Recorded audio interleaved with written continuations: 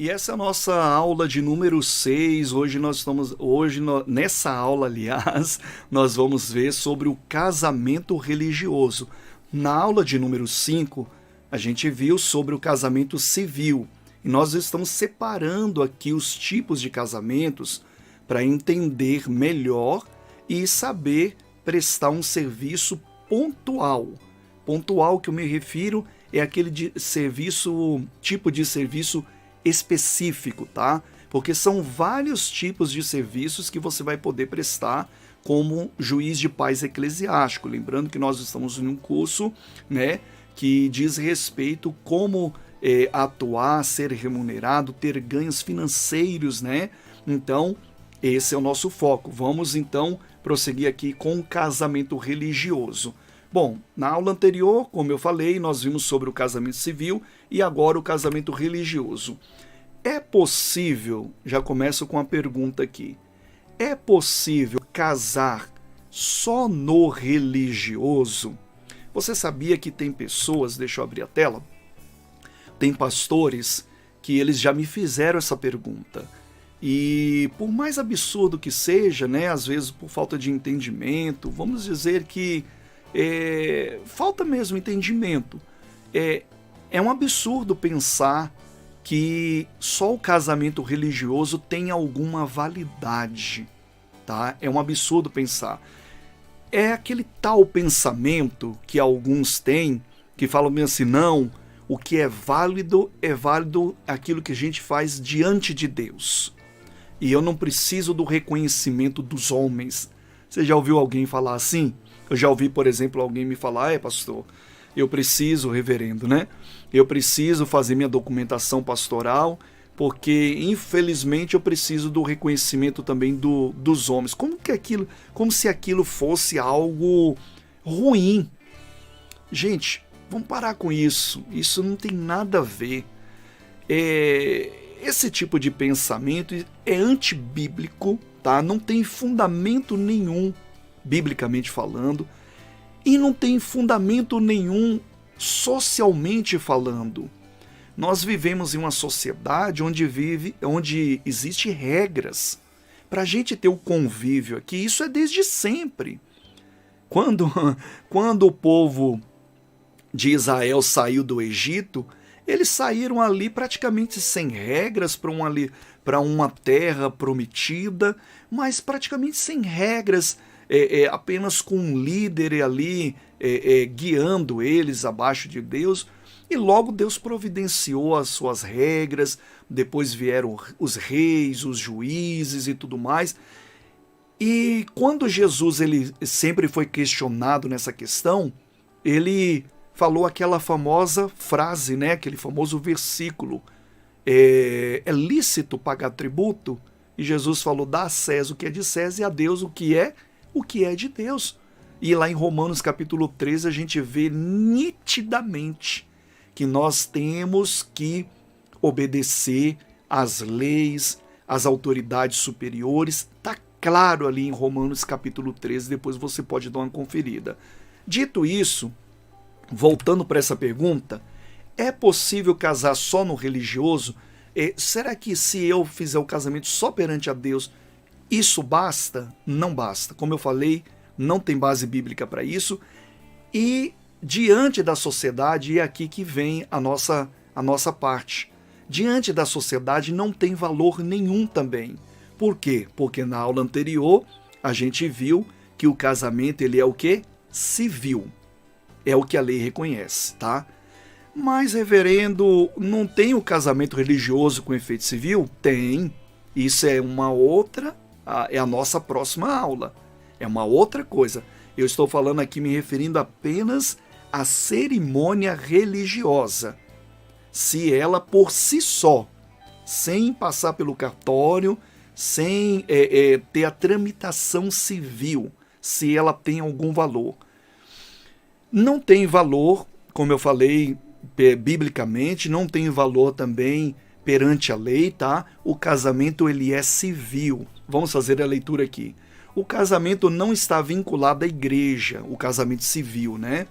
Ele é uma cerimônia civil. é o que diz o artigo 1512. Aqui eu trago mais um artigo, que eu estou falando bastante do artigo 220 e 26 da Constituição, né? Aqui é o artigo do Código Civil, tá?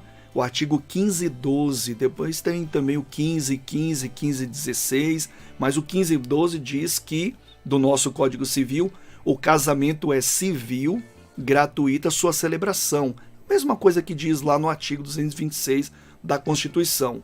É apenas por exceção que nossa lei confere qualquer validade ao casamento religioso. Qual é a exceção? Quando ele é religioso com efeito civil. Exatamente. Aí sim tem a exceção. Por quê?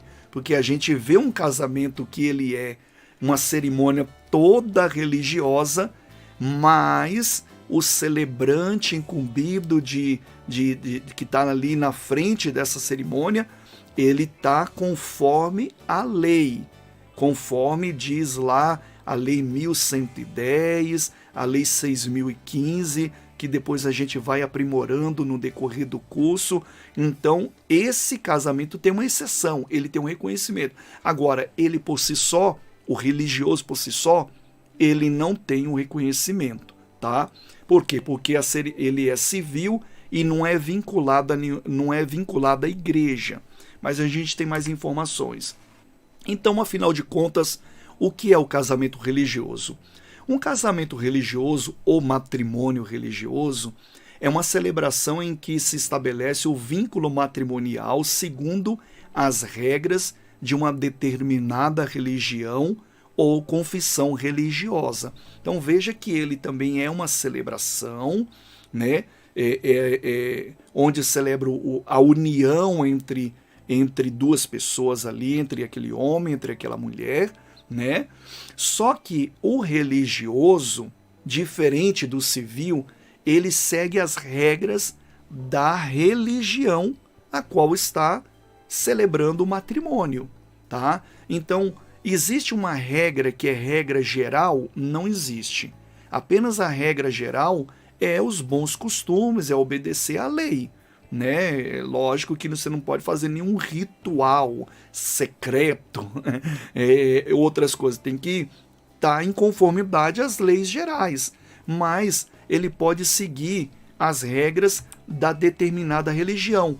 Por exemplo, aqui já mata até aquela pergunta que sempre fazem, por exemplo, se naquela religião diz, no estatuto da sua igreja, que só reconhece o casamento sendo ele entre um homem e uma mulher, essa religião tem todo o respaldo para seguir dessa forma, tá?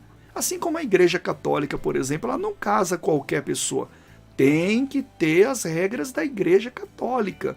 A Igreja Evangélica também tem as suas regras e uma delas é o reconhecimento apenas da união entre o homem e a mulher, tá? Então, o casamento religioso, ele segue as regras da determinada religião, conforme a sua religião, tá? Perdão.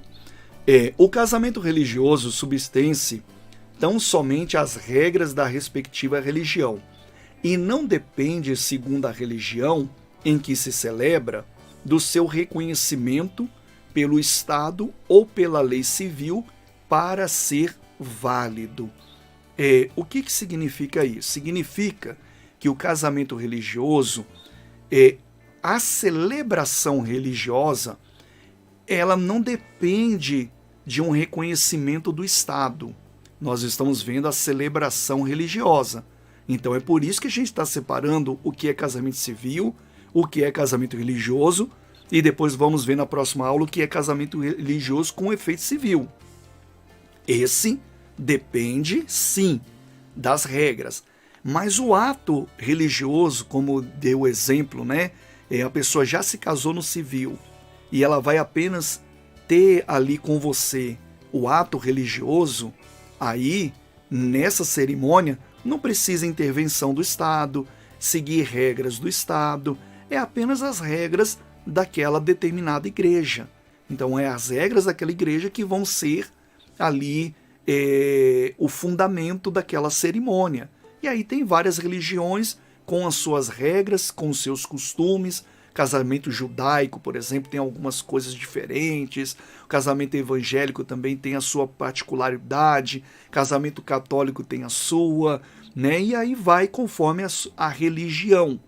E, então, nesse sentido, não depende das regras, nem tem intervenção do Estado. Ele é uma cerimônia religiosa, né? Podemos chamar assim também de cerimônia religiosa.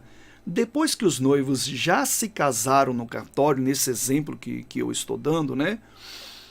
A cerimônia pode ser celebrada em uma igreja ou em um espaço.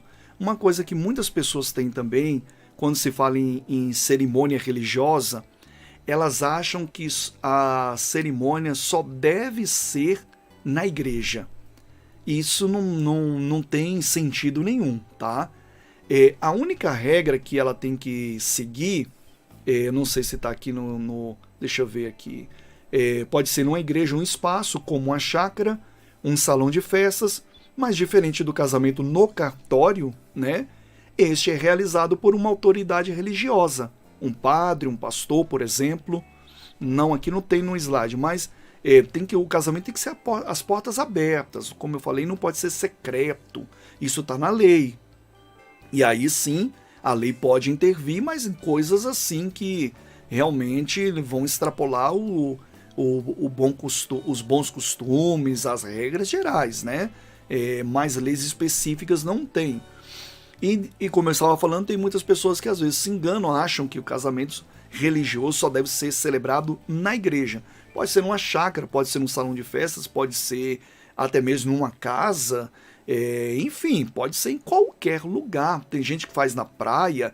Inclusive, isso aqui são dicas que serão mais nas próximas aulas. Nós vamos ver aqui no curso algumas dicas de celebração, onde você pode até assessorar os noivos para que eles tenham uma visão geral de como que pode ser realizado esse casamento, para que eles realizam também o desejo ali que estão ali nos seus corações. Enfim, tem uma série de coisas que a gente ainda vai ver aqui no nosso curso.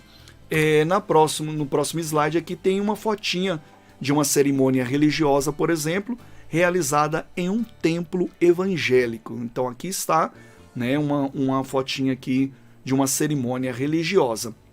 Por fim, o que podemos tirar de proveito aqui dessa aula do casamento religioso? É sempre aquilo que eu estou falando. É a gente poder separar para quando for prestar o serviço, prestar de maneira correta, tá? Por exemplo, se eu tenho um entendimento, como vimos na aula anterior, que o casamento é civil, a gente sabe que tudo passa pelo cartório. Mas nessa aula aqui do casamento religioso, aqui já abre uma porta para você, que você depois vai anotar aí e colocar no seu portfólio, na sua grade de serviços. Por exemplo, você pode prestar um serviço de apenas celebrar o matrimônio religioso, tá? E aí eles já passaram por tudo e você apenas faz a cerimônia religiosa. É não estou falando que isso é o único tipo de serviço que você vai prestar. A gente ainda vai ver uma lista de condições, de tipos de serviço nas próximas aulas. Mas aqui eu já estou adiantando porque para justificar o que nós vamos tirar dessa aula. Então, por exemplo, é um serviço. É um serviço, inclusive, que você cobra mais barato, porque você tem menos serviço, né? E por conta disso, por ele ser mais fácil, menos trabalhoso, você pode oferecer esse serviço que é um pouquinho mais em conta e aí pode agradar uma classe de pessoas que estão buscando dar um tchan a mais aí na sua celebração, tá bom? Então vamos na nossa próxima aula.